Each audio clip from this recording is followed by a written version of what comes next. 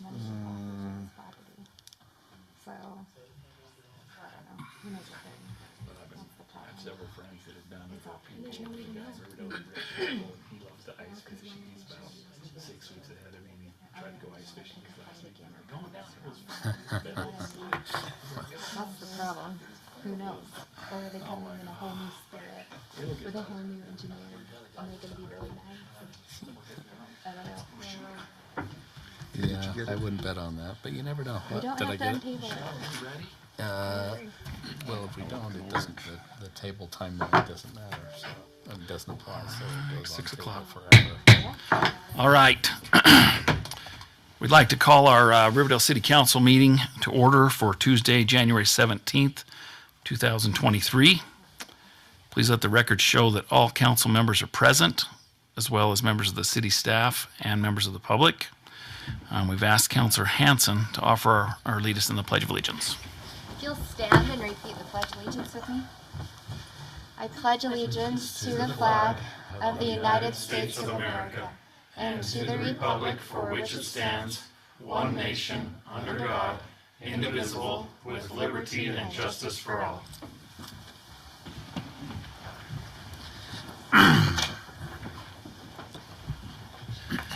Thank you, Councilor Hanson. We've asked Councilor Hilton if he would lead us in an invocation. Our Father in heaven, humbly we come before Thee at the beginning of this meeting with city leadership. We ask for Thy blessings upon the city and upon the first responders in the city and the residents of the city, that they may be protected from harm as they perform their duties. We pray for Thy Spirit to be with us tonight as we contemplate city business, that we may do so with Thee in mind. We say these things in the name of Thy Son, Jesus Christ. Amen. Amen. Thank you, Councilor Hilton. We'll now have a time for public comment. This is an opportunity to address the council regarding your concerns or ideas. No actions will be taken during this time. Please try to limit your comment to 3 minutes and state your name and the city that you reside in.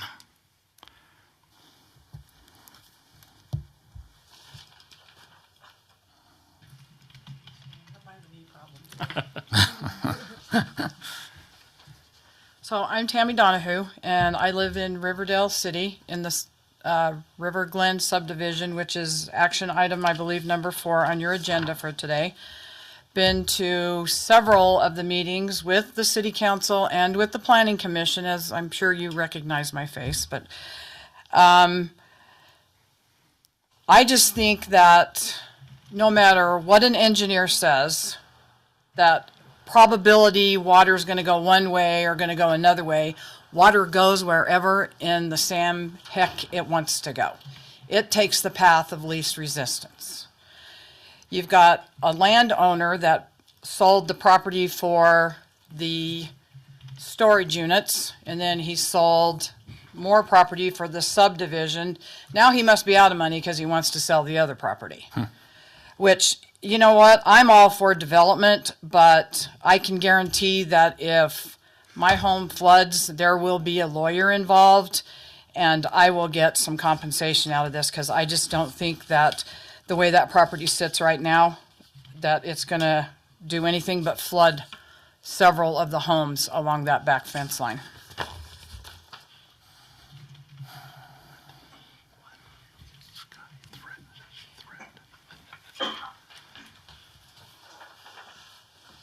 Hi, I'm Veldon Wardle, and I also live in Riverdale in the River Glen subdivision.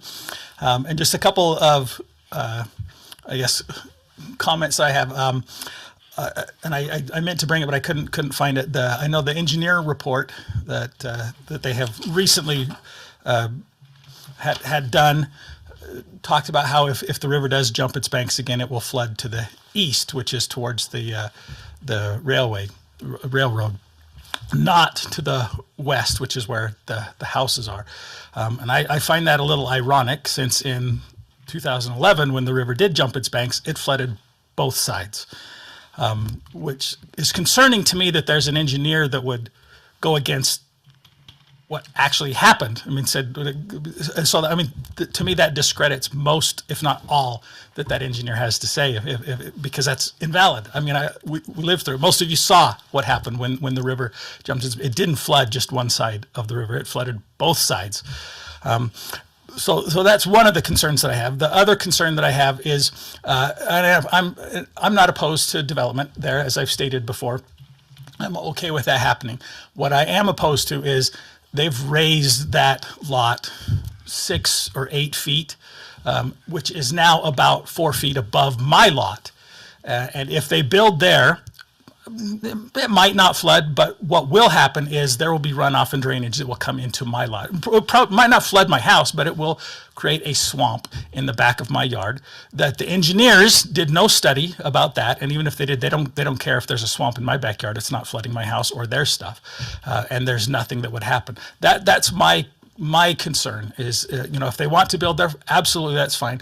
But it should be, all that fill should be removed back to the original level that it was, and then they can build. And I know that they've expressed concern about how that they don't want to just take your word for it that if they remove the fill, that you'll approve it.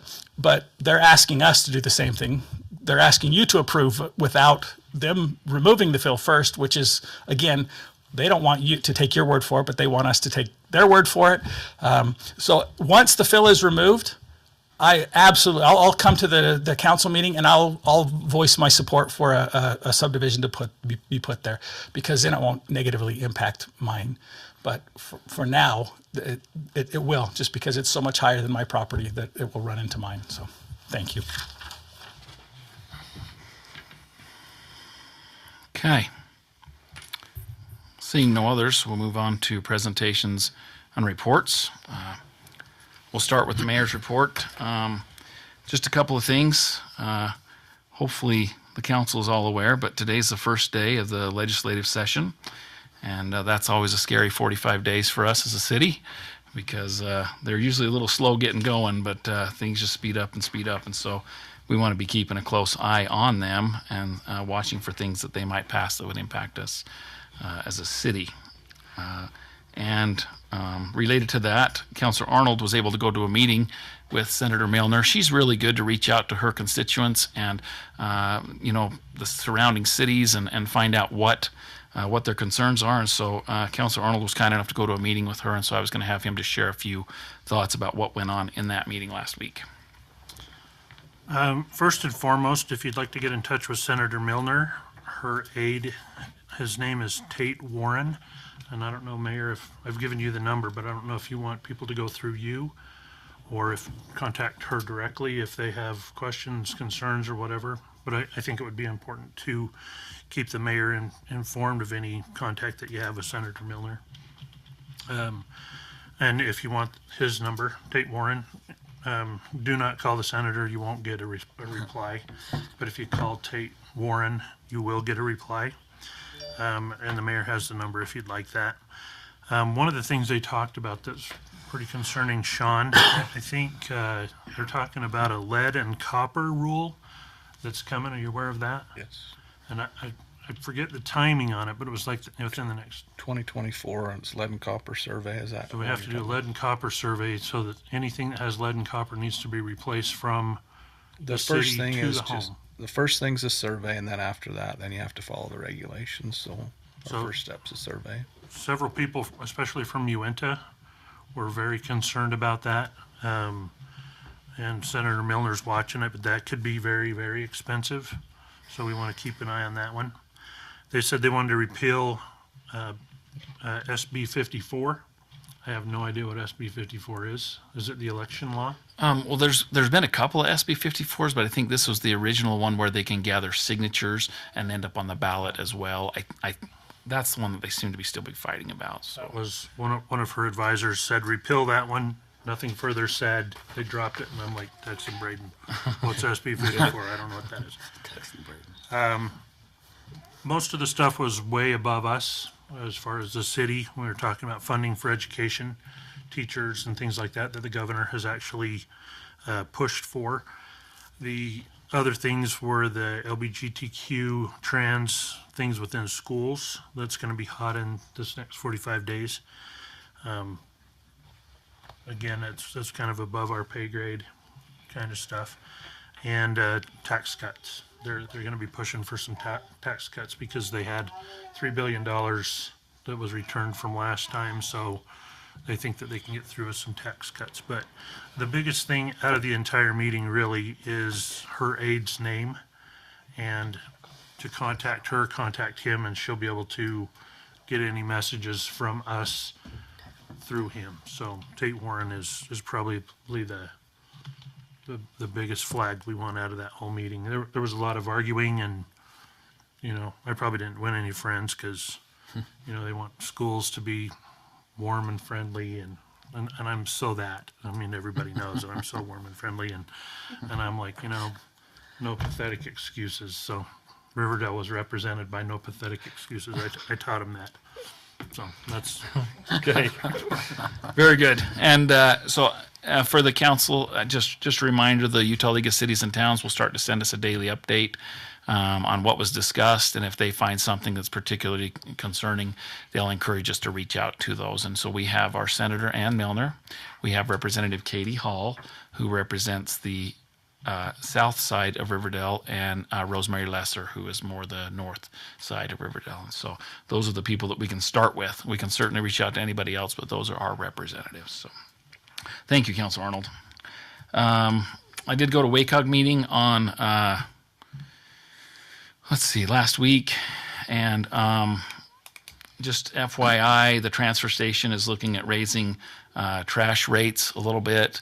It didn't sound like a huge increase, but that will be something we'll probably have to know about and just kind of pass on. Unfortunately, the residents, it looked like it was going to be under $1, so I'm hoping that it will be a small amount that we have to pass on there. Let's see, I asked, actually, we'll talk about that at the end. One last thing, I saw an article today. Thanks to our fire chief and our great firefighters, we did have a fire this last week at the Leslie's Trailer Park, and they were able to get that out. And actually, thanks to our police as well. It sounds like they had a pretty quick investigation on that, and you guys probably worked together a little bit, but made short work of that whole incident. So we appreciate both of you on that. I did see an article today that the current owners of the property are offering money to the residents to move out early. They are offering $3,000 if they move out by February 1st and $1,500 if they move out by March 1st. And I mean, it's not a lot, but to be honest, if you're trying to get into a rental or something and you're looking for that deposit and that first month's rent, it's something. It's kind of an olive branch, and I appreciate them doing that. I don't know if any of you had a chance to go over there lately, but I had received some complaints about it, that it was even worse than before, and it actually is worse than it was. And so, Mr. Eggett, did you reach out to them and ask them to maybe come and clean that up a little bit? I did on the trailer, and Steve and I have talked about it. They have been talking to Randy about it. He's put pressure on them as well. There's some, I don't understand it. Maybe Steve understands better than I do. There's some requirement where they're allowed to give the previous owner 30 days for adverse possession before they can then clean it up and take it. And so that's what makes it feel like it's messier and delayed. But I don't quite understand the nuances of that myself. Okay. Several of the trailers have just been pulled away and just everything's left there. So hopefully 30 days from now, they can at least bring a loader in and clean up some of those lots, because it's looking very rough right now. I just wanted you guys to be aware that in case someone reaches out to a resident, we're working on it. They were actually cleaning up some over there today. Good. So Good. Yeah, I mean, they don't have to wait for everybody to move to start cleaning up the giant piles of junk. So, okay, very good. That's all I have for the mayor's report. We will now turn the time over to Mr. Brooks for our city administration report. Thank you, Mayor. And I apologize for my attire tonight. I really had no intentions of bringing a shirt other than the t-shirts that I have in my bag, so that is all I had. It's been one of those weird days, nothing seems to go right. I brought all this paperwork with me and put it in my backpack and took it with me today. We went to Legoland, and I was afraid we didn't get back for some reason. I could just do a impromptu meeting there in Legoland. If I had to, but I had my first taste of apple pie fries. I don't know how many of you have had those before, but that was a new adventure. It tasted like, they were French fries, but they tasted like an apple pie. So if you ever have that chance, I would strongly recommend you take advantage of that. It was kind of interesting, but it was actually quite good. So that was the only good thing that happened. While we were there in Legoland, and I had my backpack on the ground, the cooler leaked, and all my papers are stuck together. So if you see me pulling them apart, that is why. I'll get my age up here a little bit. I don't know how many of you remember Steve Martin in that movie, The Jerk. This was years ago. But he got that letter from his girlfriend, and he got so excited. He was in the hot tub, or the tub, and he jumped back in the tub and got it all wet. So then he proceeded to try and read that letter as it was wet and everything had run and stuff. But anyway, if you saw the scene, it was quite comical.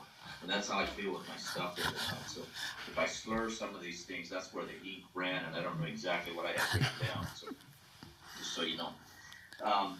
In our packet, it was kind of interesting too this time where we had 2 months in a row.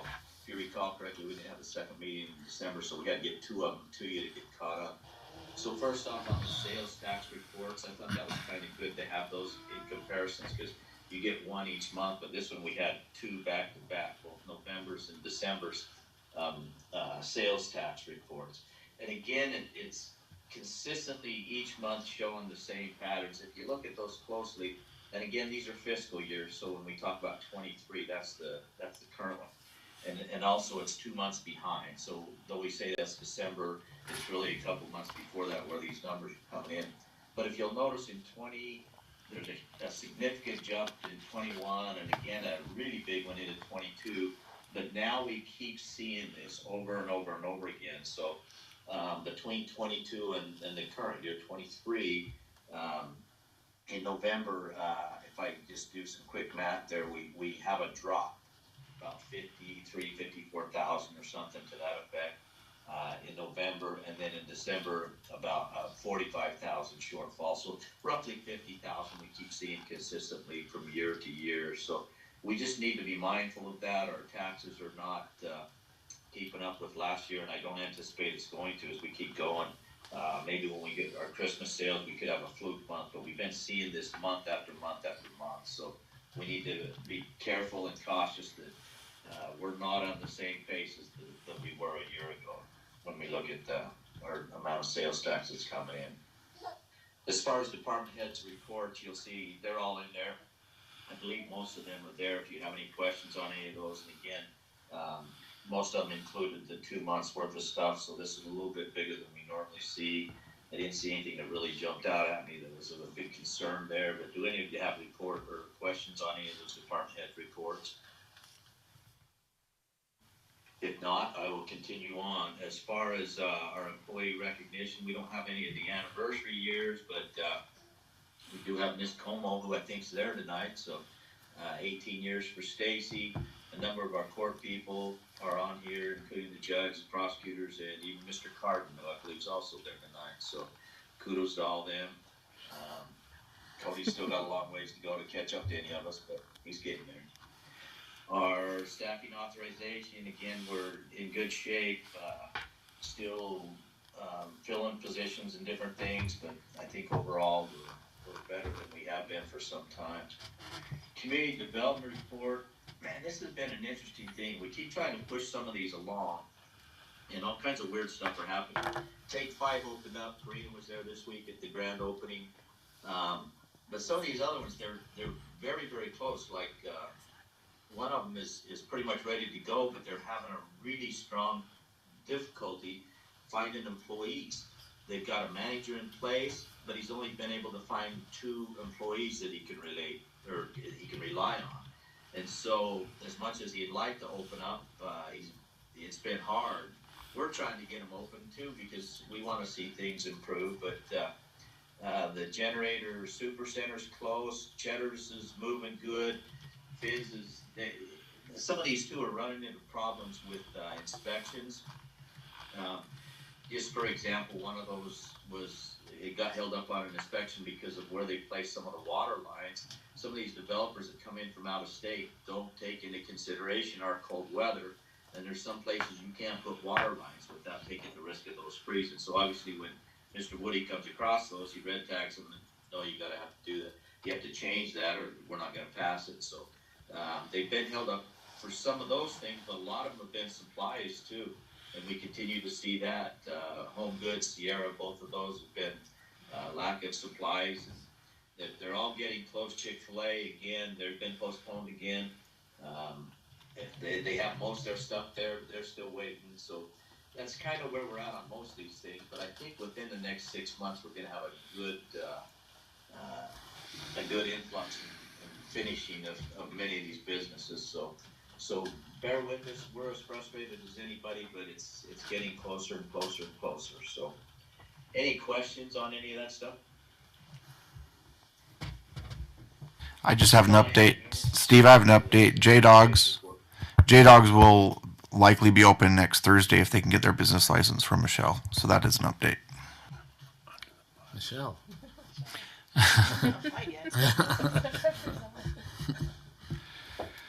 Thank you, Mr. Brooks. We appreciate you taking the time away from your family to join us. You're in Florida, is that right? Yes, sir. On a family vacation. So we do appreciate you taking the time as well as putting on a shirt to join our meeting. So anyway, thank you so much for being here, and thanks for that report. Always very informative. We'll move on to consent items. The first one, consideration to approve the meeting minutes from the January 3rd, 2023 council work session and council meeting. Are there any corrections or changes to those minutes? Seeing none, we need a motion to approve them. So moved. Second. We have a motion and a second. All in favor say yes. Yes. Any opposed? All right, that motion passes. We'll now move on to consent item number 2. Let's see. This is the advice and consent regarding the reappointment of planning commissioners Kent Anderson and Wanda Nye. They've been serving on our planning commission and would like to continue with another 4-year term. Mr. Eggett, do you have anything to add to this? I just would like to note that Kent Anderson has accepted a request to be on our general plan steering committee. So he's excited to continue in that role. We haven't started that committee yet, but it's really close. So this is a pivotal reappointment for him to continue to be a part of that. And then Wanda and I have talked with her. She was not sure quite what direction to go with some of the health conditions her husband has, but things have improved to where she feels like she would like to do it. She is excited and energized to continue forward. So I just want to note both those items. Okay. Any questions on that? If not, we would need a motion to approve the reappointment of those 2 planning commissioners. So moved. Second. We have a motion and a second. Any discussion on the motion?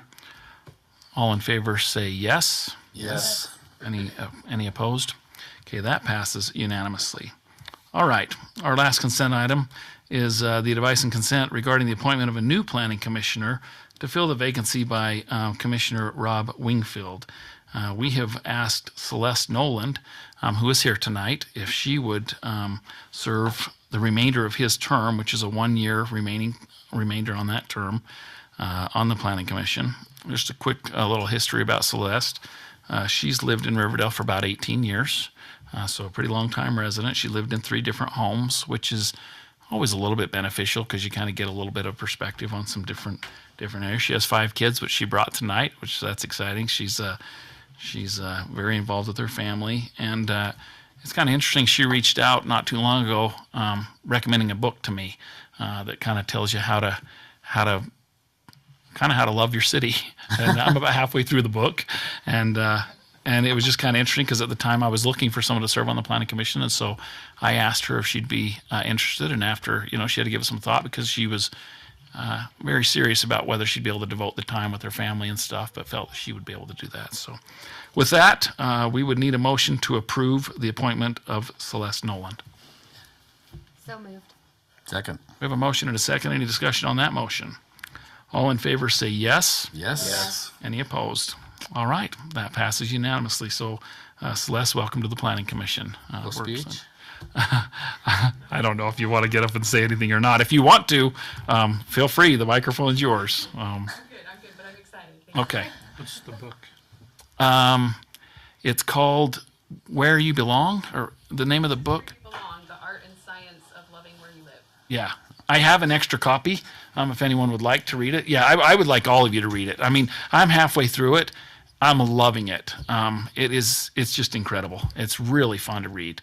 The lady has lived in all these different places and thought she was anyway, I won't go into it, but it's a great book. Spoiler alert. Yeah, spoiler alert. So thank you. Well, thank you, Celeste. And you're welcome to watch as much or as little of this meeting as you would like.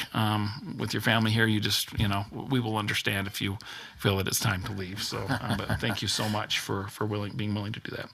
We'll now move on to our action items.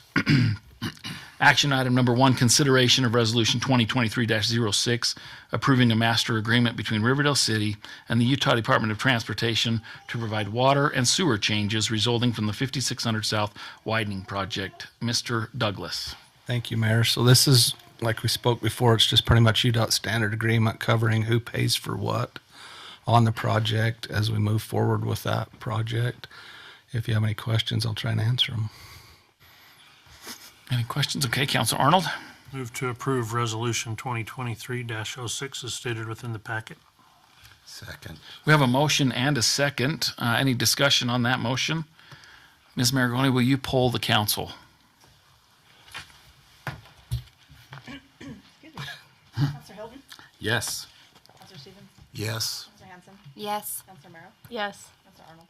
Yes. All right, that passes unanimously. Thank you very much. We'll move on to action item number 2. Consideration of resolution 2023-07 approving an interlocal agreement between Riverdale City and numerous other local agencies concerning a contractors list to be used for seal and board services and hazardous materials services. Chief Shawley. Thank you, Mayor. This is an addendum to the last amendment last agreement we did. Basically just allows that we also have contractors to provide us hazmat cleanup and allow PD to start utilizing the same board up companies. Any questions for the chief? All right. Thanks for taking care of this. All right, do we have a motion? Councilor Hanson. I'll make the motion that we approve resolution 2023-07 approving the interlocal agreement. 06. 06. Sorry, I was looking at the wrong line. No, I think it's No, 07. no, no, it's 07. Sorry. You're right. I'm so sorry. That's all right. Okay, we have a motion Second? and a second. Any discussion on the motion? Ms. Maragoni, will you please poll the council? Counselor Arnold? Yes. Counselor Merrill? Yes. Counselor Stevens? Yes. Counselor Hanson? Yes. Counselor Hilton? Yes. All right, that passes unanimously as well. Number 3, consideration of resolution 2023-05, a development agreement for property located approximately 4142 Riverdale Road, as submitted by H&P Investments. Mr. Brooks. Thank you, Mayor. As I mentioned in the pre-planning meeting, this is the one that we had on our agenda last meeting. We just didn't get it finalized in time, but it is in the packet this time. As part of what our code states now, we are required on these water agreements to do both. This is partially at our request and also at Weaver Basins, but we do both a development agreement and a contract on these water deals, contract with the party who's actually bringing it in. That part is done. The other part we didn't complete, and that was the development agreement. That's what this one is. As I also mentioned at pre-planning meeting, this is not a standard development agreement where we get into a lot of the detail on some of the side stuff, because again, it's still pretty early on in the process, but what it does state is that we will follow all of the city codes, all the state codes, and whatever else we have in place on those things, which is something we obviously want to make sure that that's in there. But in addition to that, that they will bring this water will be assigned to that particular lot and whatnot. So I think this covers us for what we need for Weaver Basin's purpose, and it also helps us out. We could do addendums to this and probably will at some point in time, but to start off with, this is a good start for us and it meets those obligations. So do you have any questions on those? Any discussion or questions on that? Councilor Arnold. Move to approve resolution 2023-05 as stated within the packet. Second. We have a motion and a second. Any discussion on that motion? Ms. Maragoni, will you poll the council? Yes. Counselor Arnold? Yes. Counselor Hilton? Yes. Counselor Stevens? Yes. Counselor Merrill? Yes. All right, that passes unanimously. Action item number 4, consideration to untable ordinance 953, to approve proposed rezone request from agricultural A1 zoning to a single-family residential R16 zoning for property located at approximately 3450 South Parker Drive, Riverdale, Utah, as requested by Hugh Park. Mr. Eggett. Thank you. I'll just briefly note, last time we discussed this, it looks like it was back in September. So I think that's the timeline we're working with. Mr. Park has asked to come back. He's evidenced that he has some new information to share and some data to Mr. Brooks per our pre-planning meeting. The only other thing I would note is whatever decision is made, make sure you articulate findings of fact. If you do make any decision making this evening as part of that, that'd be pretty important with especially a rezone request. And with that, that's all I really have to, I think, add at this time. And turn it over to Council Mayor. Thank you. All right. Let's see, Council Arnold. Move to untable this discussion for ordinance 953. We have a motion to untable. Do we have a second? I'll second. We have a second from Councilor Stevens. All in favor, say yes. Can I provide some comment first? Sorry. Yeah. Oh, sorry. Any discussion on the motion? Sorry, I skipped that. Discussion on the motion. Can I just request that we try extra hard on decorum this time and not making personal comments against each other? Yes. Thank you for the comment. Okay. Now I'm ready to vote. Okay. Very good. Yes, let's keep it. Councilor Arnold. So, I mean, there wasn't a very quick second, so I don't know if anybody's willing to discuss this, but, I mean, we need to discuss it. We should be moving on this request, right? So in order to do that, we have to untable. Okay. So, All right. So we have a motion and we have a second and we have some discussion. All in favor, say yes. Yes. Any opposed, say nay. No, let's see, no. Yes, see, no. Any opposed? Okay, that passes unanimously. And so the item is now untabled. Do we have any discussion? Would we like Mr. Park to come up and explain any new developments or present any new documents? Council Arnold? one, if there's new documentation, why don't we have it in the packet? I don't like it being presented in the meeting without being able to review it. So if it's that important and that clear, why wasn't it provided to the city? One. Two, I don't see anything new in the packet whatsoever. So, I mean, is this just going to be an oral argument? Or, you know, we have to decide right now because we've talked about not tabling this and trying to get a decision on this, but why hasn't it been presented if it's that, you know, groundbreaking? Mr. Park, would you like to approach the microphone? And if you have new documents, please share them with us at this time or explain exactly what this request is about. So, since our last discussion in September, there was talk of going out and surveying further to the south of this property to find out, you know, where base flood elevation is and the standards of development that we are that we have right now, that how we are allowed to develop, and that's within the 100-year flood, and that's the base flood elevation. As we had Ensign Engineering go out, we went and met with Todd Freeman, the city engineer, and then we had our engineers go out and do some further surveying up the way, and what their findings were in this letter that I believe that you have all received. I'm sure that you've read. And so as we've looked at this, their recommendations are that the subdivision that we're proposing will not affect, through their studies, will not have any effect of flooding on River Glen. River Glen subdivisions from what we understand, is problems that would occur whether or not there was development in the Purin piece or not. We are not going to have basements in our subdivision. We are going to maintain our elevations, our floor elevations, about a foot and a half to 2 feet above the base flood elevation, maybe even a little bit more than that. And so as far as any flooding goes, they've determined that any flooding that has happened or potentially could happen in the future does not have anything to do with this subdivision being in existence.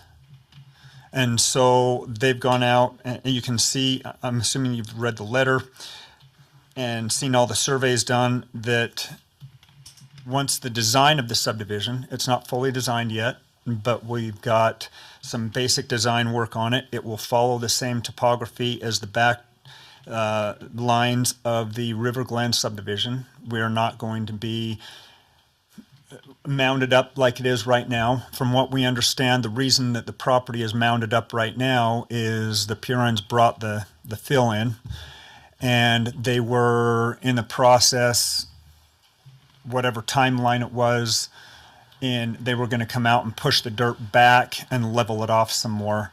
But they received a cease and desist letter from the city, so they just left everything sitting there, and so that's why the dirt is piled up as high as it is and why it was left. And so we're not going to be building at that elevation.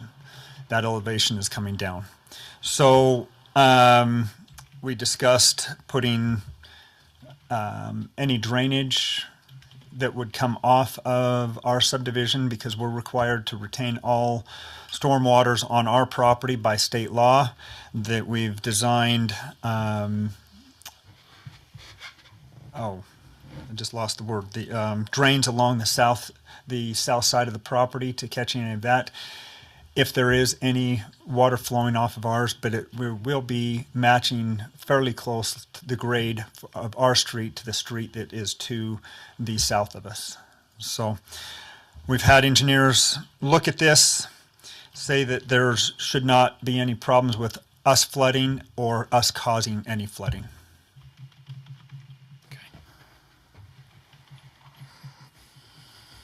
Any Councilor questions? Hanson. Sorry, I didn't have my microphone. Just to go over some of the concessions that we talked about last time that you had agreed to. If I can make it open. There we go.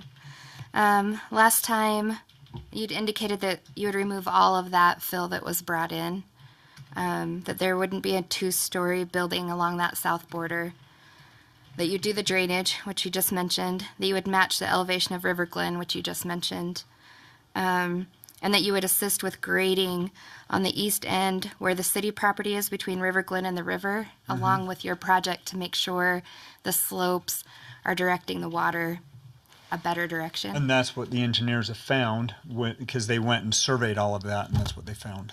And so are you still agreeing So to those I don't remember concessions? talking about removing all the fill. Dennis, did we talk about that? We need all that fill. That we need to use that fill, some of that fill, in order to, get our grade to where it needs to be. It's high where it is, but I don't recall. We talked about removing the fill, as I've talked with Mr. Douglas. The fill needs to come out underneath the roads in that area, in order to, and engineered fill brought back in to make sure that all the utilities in and under the road are secure, because we turn that road over to the city. And when I remember from reading your report last time, it talked about compaction of the road, which would extend a little bit into some of the driveways. I think one of my concerns, especially if you're just going to rework the fill that's there, and I've seen this from subdivisions where I've lived in the past, is if there isn't compaction underneath all of the concrete, like where the gas meters are, AC units, the porch steps, all of the concrete, the driveways, within a few years, there becomes massive issues for the homeowners that then they're responsible for. Is there any chance that that could be included in what you're offering, if you're saying that you want to reuse some of that fill? We could take a look at that. The driveways, Mike, what are the setbacks in this zone? Are they 20?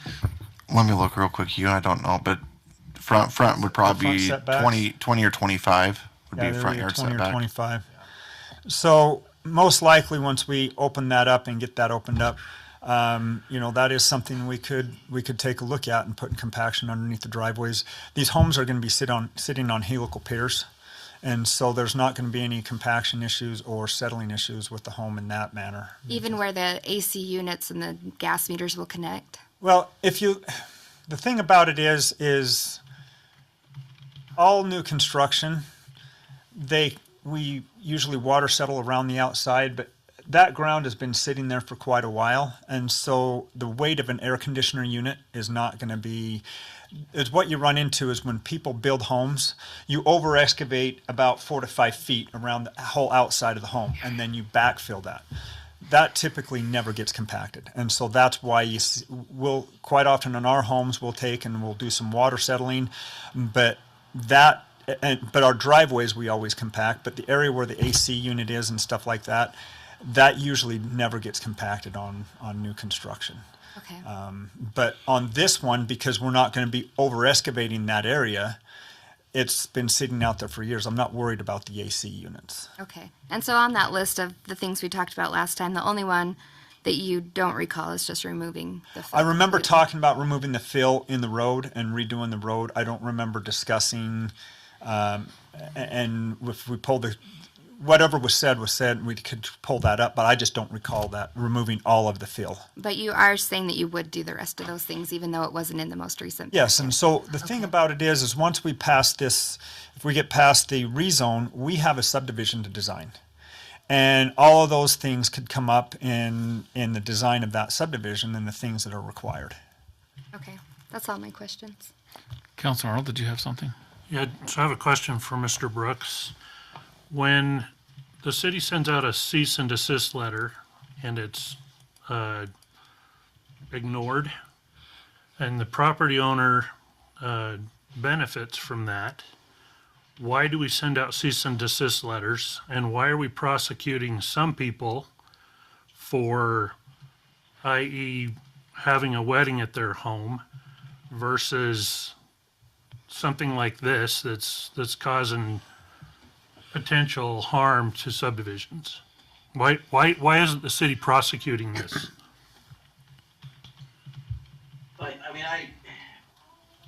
I don't have an easy answer for you, Alan. I didn't even remember the cease and desist letter going out. I know we discussed it in staff, but when that went out, I couldn't even tell you for sure. The only way these things will get handed on to me, at some point in time, the city administrator had to come and say, prosecute these guys. That was never done, so we never did. But you're right. It should have been done, even back then, in my mind. I think we need to look at it now, because if we ignore this one, why do we not ignore everything that the city says? We have no basis whatsoever to send a cease and desist letter to someone and then not follow up on it. It's a travesty, honestly. I agree. We should have. So Can we still look at that? Because I think we should. Is that what you're asking? What's that? Sorry, what'd you say? That we should look at the prosecution of the loss, that we didn't prosecute this, that we still should. Well, if the statute of limitations hasn't run, we still could. Okay. So Did you have something? the reason, just from what I understand, and Mike, you would know this better than I would. From what I understand, the Purins started to bring in dirt into that property, and I don't know if they were given warnings or whatnot, but they were told that they needed to put, if they were going to be bringing trucks in and out of there, they needed to put a swept plan together in order to do that. And then they went ahead and had the swept plan put together because they were bringing dirt in and out. And then a day or two later, they were told that they could not bring any more dirt in, and they had to leave it there. So they quit bringing dirt in. And then I think the city asked them to level it out, and they went and leveled it out, and then they've just left it alone. So I don't know, Mike, were there any cease and desist letters issued, and then they kept on bringing dirt in? I don't know. From what I understand, they were bringing dirt in. They were told to get a swept plan. They got a swept plan, and then they were issued the cease and desist. I don't know about the SWIP plan, Hugh. I don't know what the direction was there. I know Roger had asked that we put together a letter, and I had discussed that in the pre-planning meeting with 3 qualifiers to be able to make it a developable site, being resolve the wetlands mitigation issues, resolve the floodplain issues. and then make sure that the fill is compactable, developable fill. Those Yeah. are 3 items in the letter that were clearly announced. As far as remediations or discussions of solutions with the Purin, I know Roger had those, but I was not privy to those conversations, so I don't know. I'm helpful beyond that point. I'm just addressing Mr. Arnold's concern And that he I just kept on don't know. bringing Phil in after he was told Well, not to. I know we talked about it So I don't several know. times in council meeting, which is every 2 weeks, twice a month.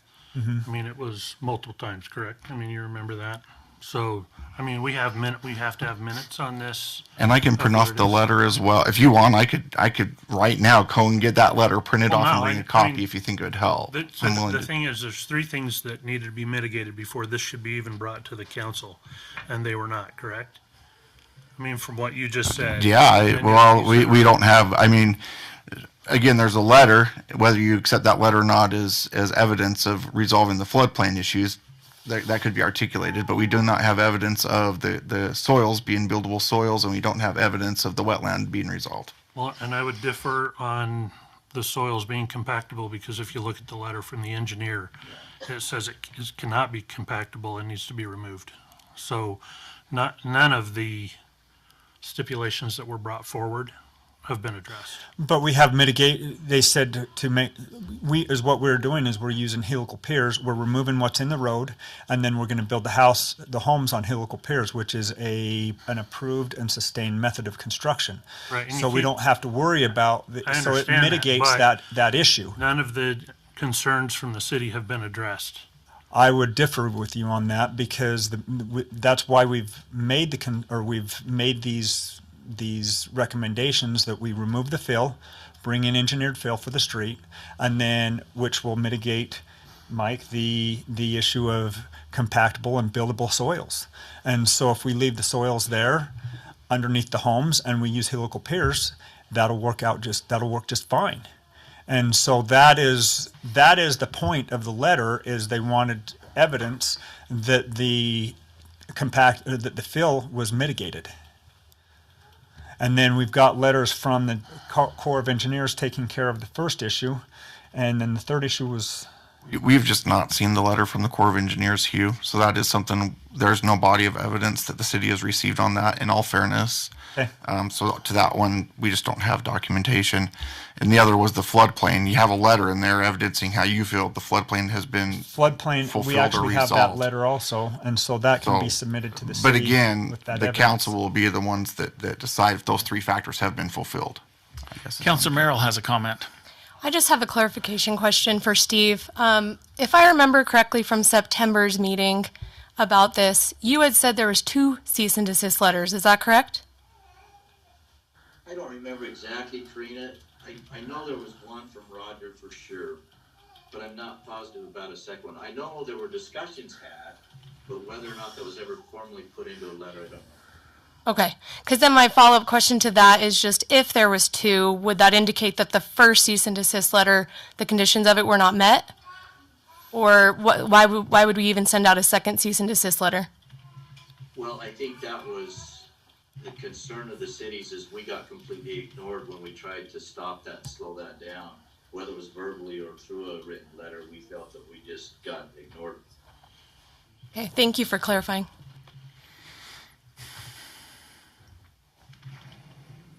So as part of that goes, we're aware of the 3 items that we need, and we felt like we've taken care of those, that we have answers for all of those.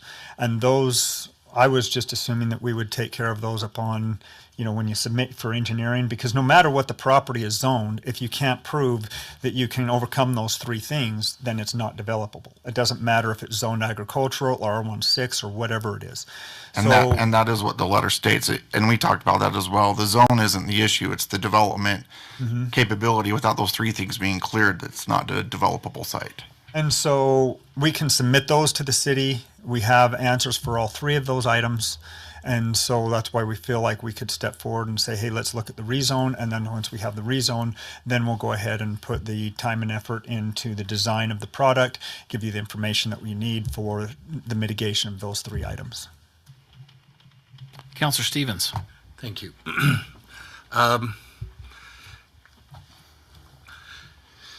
Do you own the property, or is it Mr. Pure? Mr. Purin owns the property. Okay, is your business affiliation, is he a partner? No. He is not a partner, but we have the property under contract. Therefore, we do have a vested interest legally, we have a vested interest in the property because of a contract that we have with him. So that's why we're here representing that property tonight. Okay, so then I don't know what your vested interest is, meaning It's a contractual interest in the that will property. trigger your owning it at what point? Once we have plat approval from the city. Okay. So we have it under contract. Once we have all the necessary approvals and a recordable plat from the city, we then will go ahead and take fee simple interest on it. Okay. That said, perhaps Mr. Purin needs to be in these conversations because it's this third and fourth hand now, and it's kind of where if somebody has capacities to get in touch with Roger so we can and get feedback, but that's not feasible. But the point being is this is a lot of he said, that's really kind of this needs to be worked out before we get into council meeting. Okay, all parties are concerned here. And the letter did go to Mr. and Mrs. Purin, the original letter, obviously. Okay. So that letter was sent to them as the owner at the Okay, time. because what I'm hearing, you representing what the Purins are saying is new to me, and it's like I've never heard this before. I'm getting this from letters that I've received from Mike and letters that the city has saying that, you need the cease and desist letter that went out. I think there was I don't know if there was one or two. I don't remember. If we proceed with this, this is something I'd like to see a little resolution where I can see what was actually not what Mr. Purin said that he received and he did, and not what, anyway. A little bit of, forensic or archival research needs to be done here. All right, that's the first thing. The second thing is I recently went down and I looked at the property. I've usually looked at the property from Parker Drive, which is on the west end, but went down and onto more the east end and got another view of it, and it was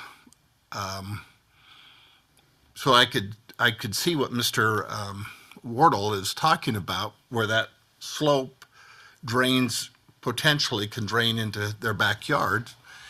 And that I still have some, yes, the mitigation of the floodplain, all those things are yes, those are issues, but that hill there is a little bit concerning, and you're putting, no basements or slab on grade or whatever you call that, it still puts that at an elevation to the homes to the east, or I'm sorry, to the south. That property is coming down by at least 3 to 4 feet.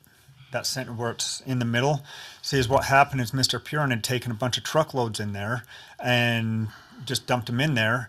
And then by the time he had the cease and desist letter, they didn't have time to come and level that property out and push that dirt off. So it's just remained there, and that's why it's so high in the center. I agree with you. It's got to come down. And so that whole site is going to come down and meet with basically the south property line of the River Glen subdivision.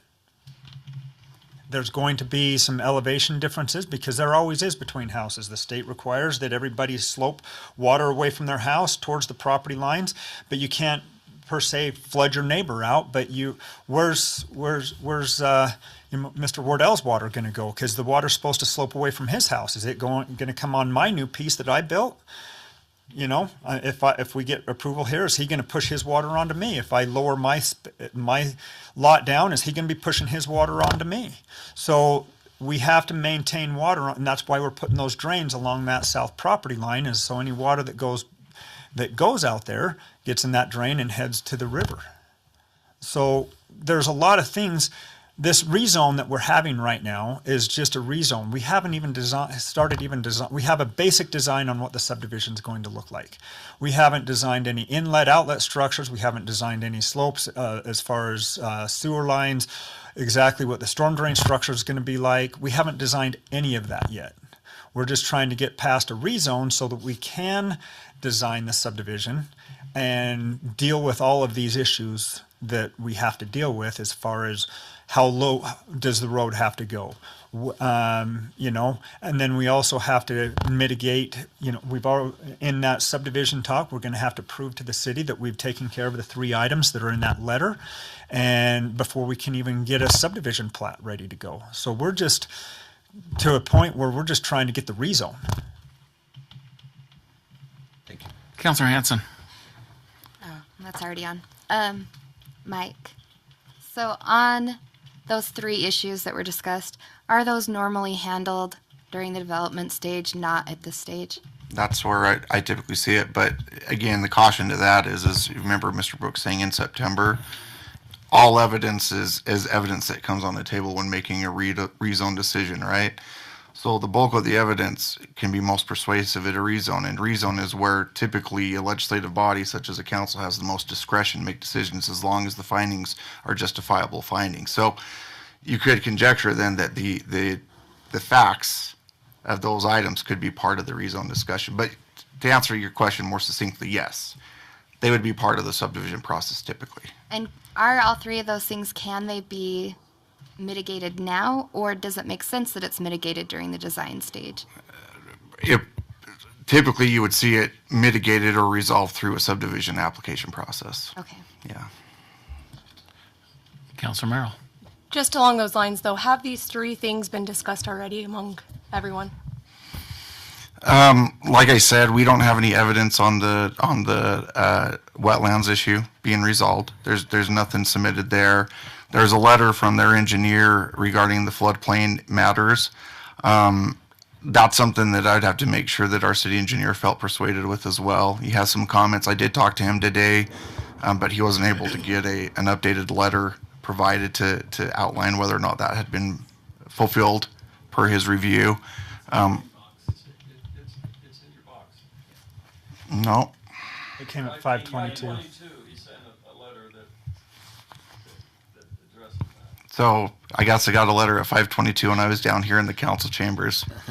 But at any rate, and then obviously there's no findings one way or another on the fill, whether the fill has been.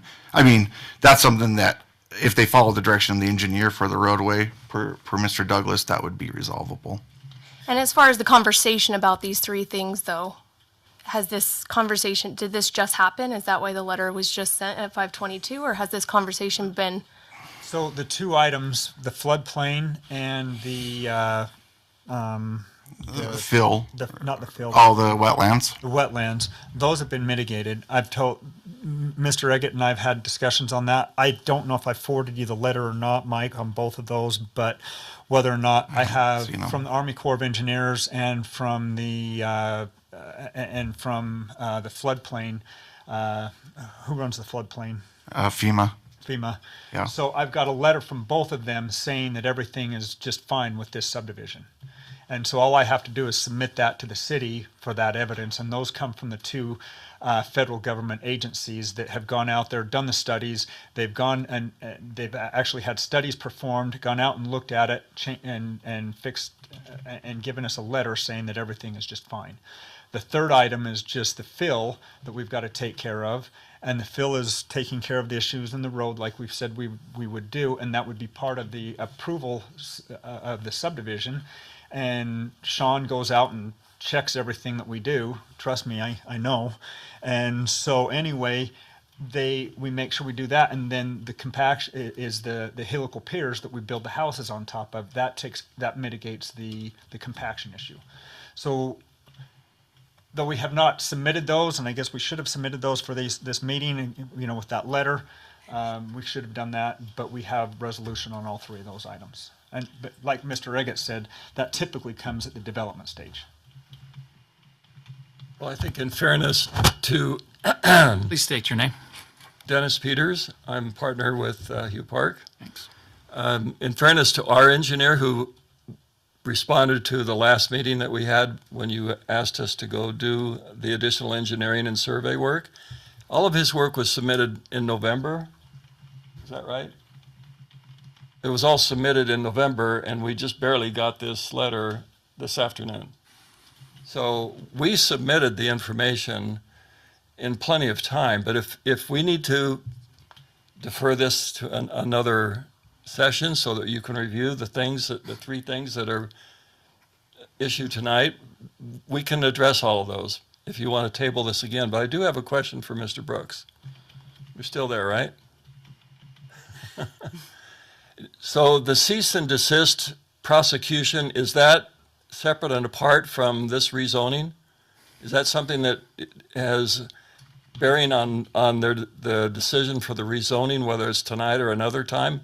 Is that a separate issue that the city would pursue against the Purins? But what does that have to do with our subdivision, our rezoning application? Any cease and desist matter would be handled completely separately. That you're talking about a zoning issue versus more of a criminal offense, so those would be handled completely separately. Okay, that's what I would have assumed that your question. It wouldn't, it's on the property though. Right. So it would transfer to you if you own it. Well, it's a civil action, and it doesn't run with the property. That's my question.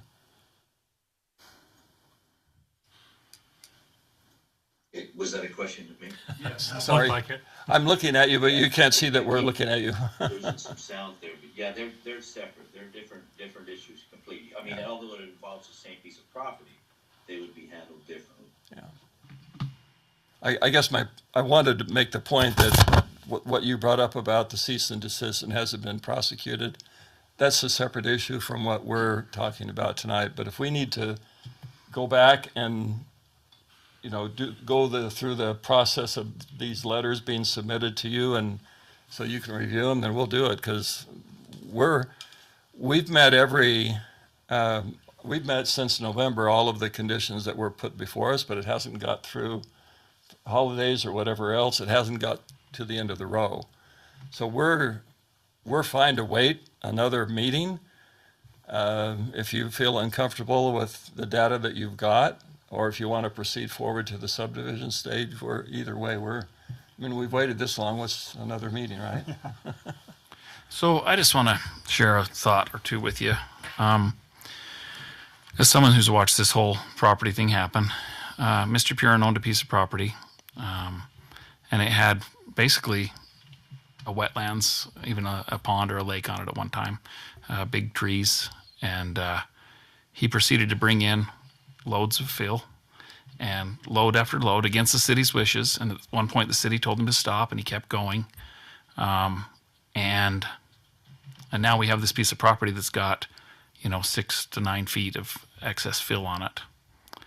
And so that's one issue. I think the city, well, I can't speak for the city council, but I think people are having kind of a hard time with that and saying, hey, this guy just brought all this fill in, and now we're going to go ahead and say, yeah, that property's developable now, when this is our only recourse, is to say, no, you brought that fill in, you're going to need to remove it, and then we'll start and we'll talk about developing your property and how we're going to put some fill on it and what we're going to do. So I'm having kind of a hard time with how that all happened. Another concern I've got is we don't want you guys to get down the road and have more invested into this than you have now and still end up not being able to do what you want to do. I think that's a big concern. It's a big concern for me. So I don't want these guys to give any false hope that, hey, yeah, we'll just do the rezone, but then we're going to stop this down the road. We'll stop it and we'll get what we want at that point. Like, now's the time to decide if they're going to make you do stuff. We don't want to proceed with this unless they're good to, because I don't want to see you guys invest more into it and put more at risk. The floodplain, I don't know what to tell you about that. As someone who was back there in 2011 and had sandbags in my backyard as the water came not to the east but to the west, It probably went to the east as well, but I don't know what engineer report he was referring to on that. Yeah. I don't remember discussing that. yeah. Anyway, there's something in there in the November letter that said it's going to be fine. That I think it was the November letter that said that the flooding would go to the east towards the rail yards. Which November letter? I think it is to Todd Was the from Ensign. From Ensign to our engineer. Maybe I misread it, but I thought it was saying to the east of River Glen, between River Glen and the river, not to the railroad.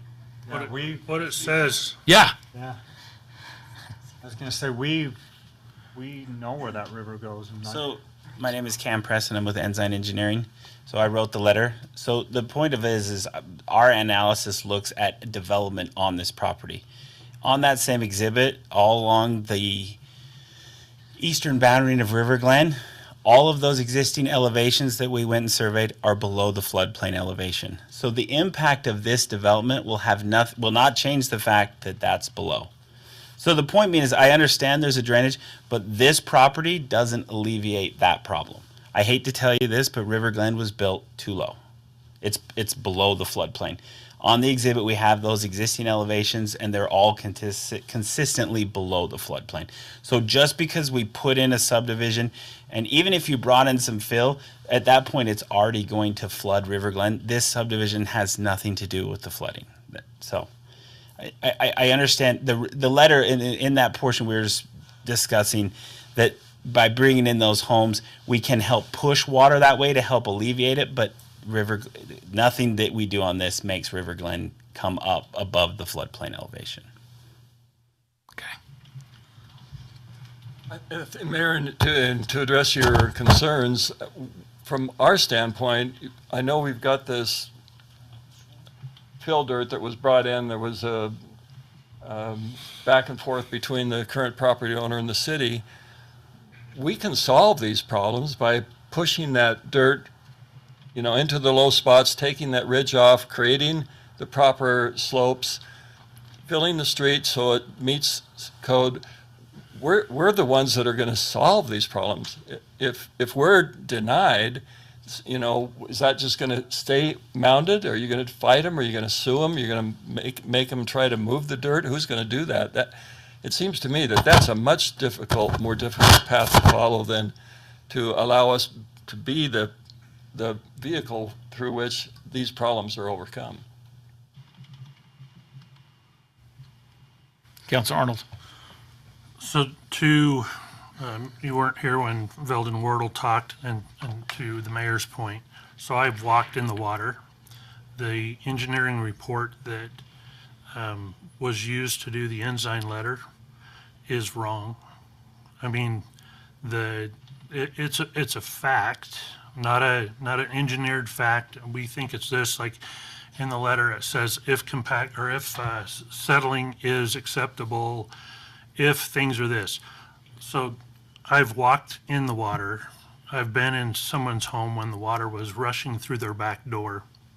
The letter from the engineer says that the water spills over from the river to the east, flows north back to the river. What the problem is Granite Construction has raised that area up a lot. I mean, more than this property has on, just as you go around that bend right there, between the railroad tracks and 31st Street, it's Parker Drive, but they've raised that up. So the north, the problem is going through the bridge. That's where when we have a problem, that's where, and it backs up from the bridge, goes to that property, which was very low. And for my entire life, I'm used to a lake being there. In 83, they used to call it pig property. Pig farm. What's that? Pig farm, the pig property. There was a house there that was an island, and that whole property, even where the storage units were, was a lake. I mean, that it was a lake. Probably River Glen was part of that lake. So the engineer letter, I think it's great that he's been to school and all that kind of stuff, but I've walked in the water, So I really don't. I have to be completely honest. I guess I should just Go ahead. put my PE away because it's worthless. Okay.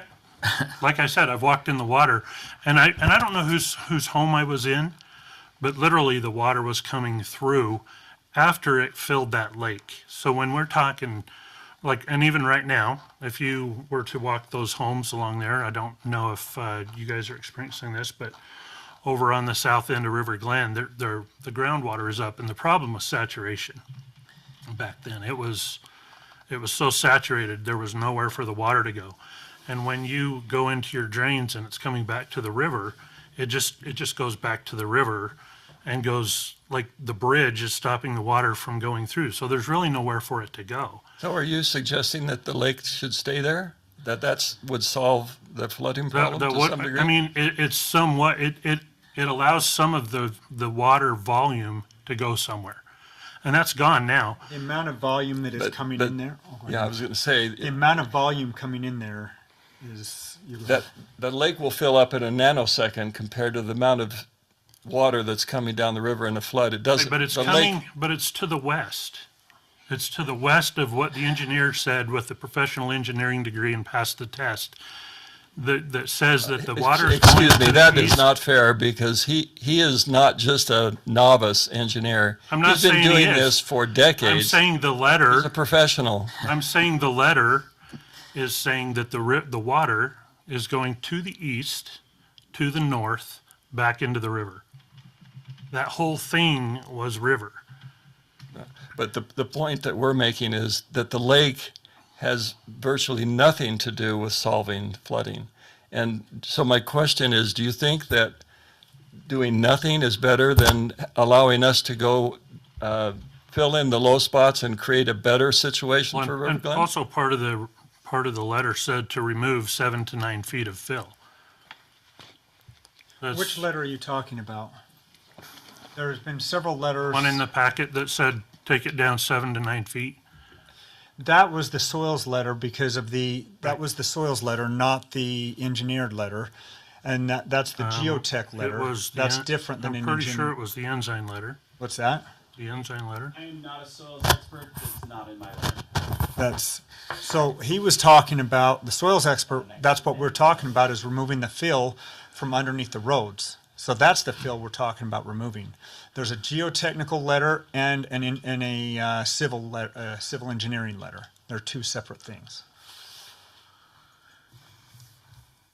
Councilor Hanson, sorry. I'd like to make a motion that we table the request for the rezone until they can provide the updated letters about the wetlands to Mike, Mr. Eggett, until that time, and then we can move forward. Okay, we have a motion to table until they can provide 3 issues. those 3 issues. Okay, we have a motion. Do we have a second? Okay, the motion dies for lack of a second.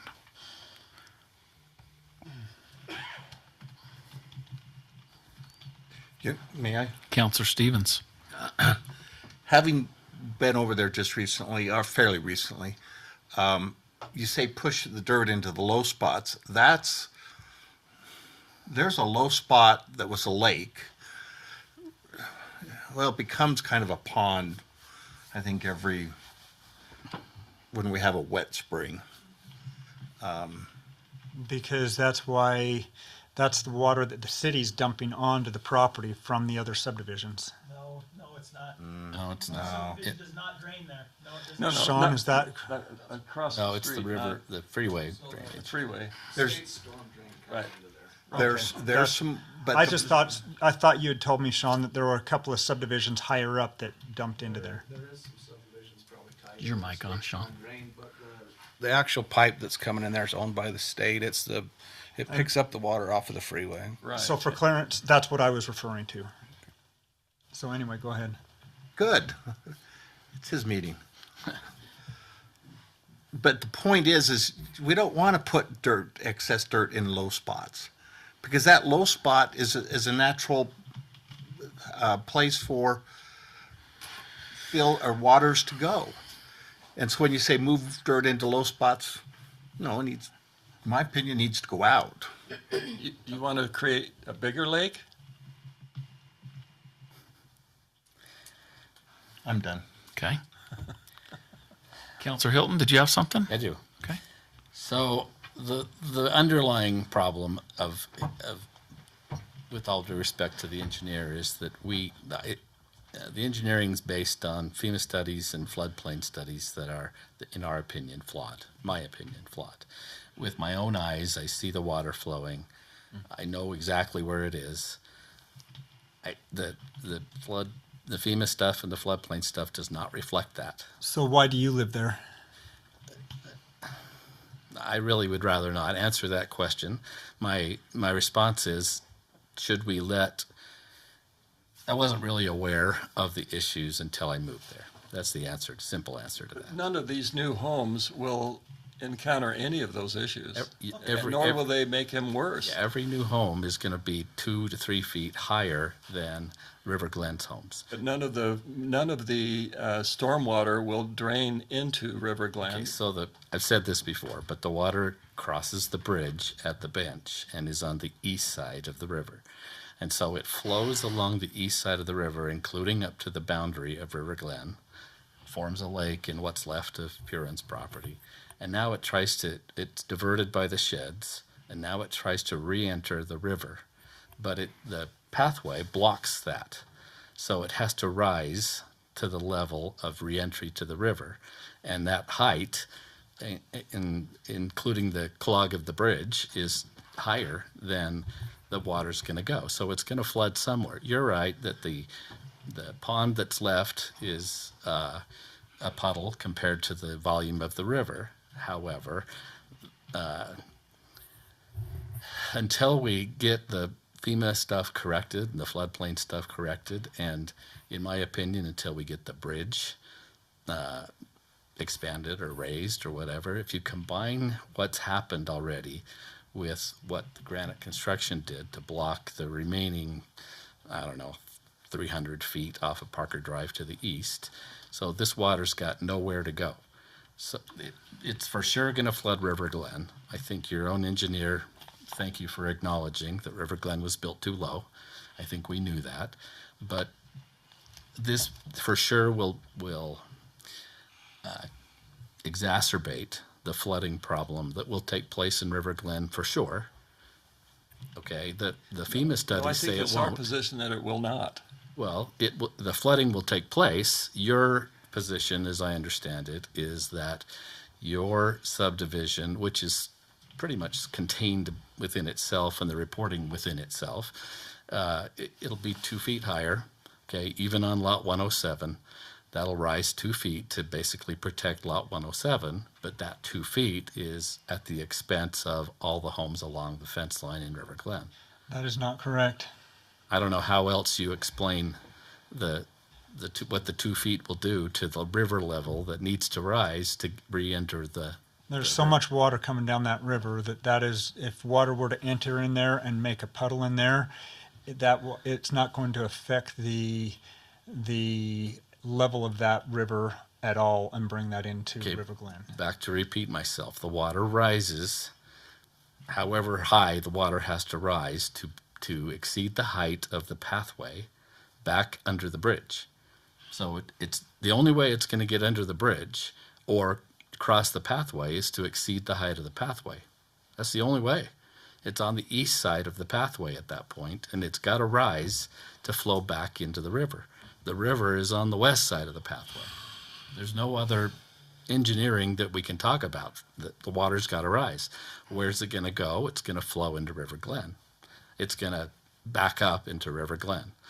And so, in my opinion, that's unacceptable to me. I don't know what needs to happen to make this all developable. But at this point, we have this huge matzo ball of an outstanding issue that we issued Purin a cease and desist letter, and he's flagrantly disregarded it. And I thought we agreed that wasn't a material discussion for our rezone. So emotionally, and emotionally counts with the council. Emotionally, it's a flagrant disregard of the will of the city. So I get that you guys make it buildable with your new technology, until we heard of this new technology, it wasn't buildable, and we had never enforced Mr. Purin's requirement that he remove that fill. So he was flagrantly disregarding the city. Granted, we should have sued him, but he was disregarding the city. Had we sued him, there would have been an encumbrance on that property, right?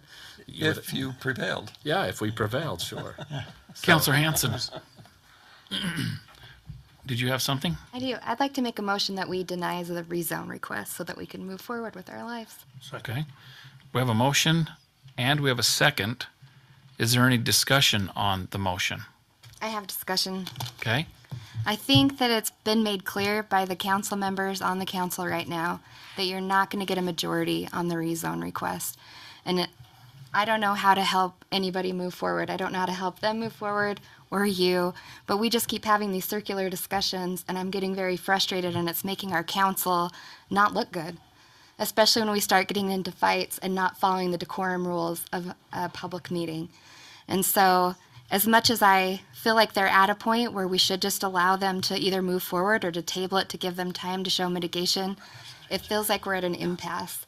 And if 3 of the members are never going to vote to rezone it, let's quit prolonging it and let's just deny it. Okay. Is there any other discussion on the motion or any other findings of fact at this time? May we make a statement before you vote? Yes, Counselor Stevens. Okay, from tonight and on the 22nd of September, at that meeting, or September, I think it was 22nd, I've made it kind of clear of what I would like to see happen for me to support it. Now, if you don't like it, that's fine, that's okay. But, you know, I'd like to see something happen to it because, I mean, as it is right now, it's A1. You can build and you can submit for 4 properties, 4 structures on it now.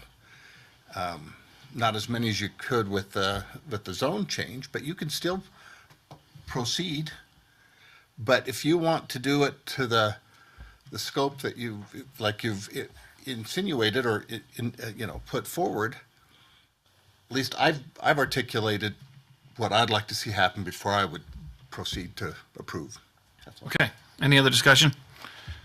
Ms. Maragoni, will you poll the council, please? Counselor Stevens?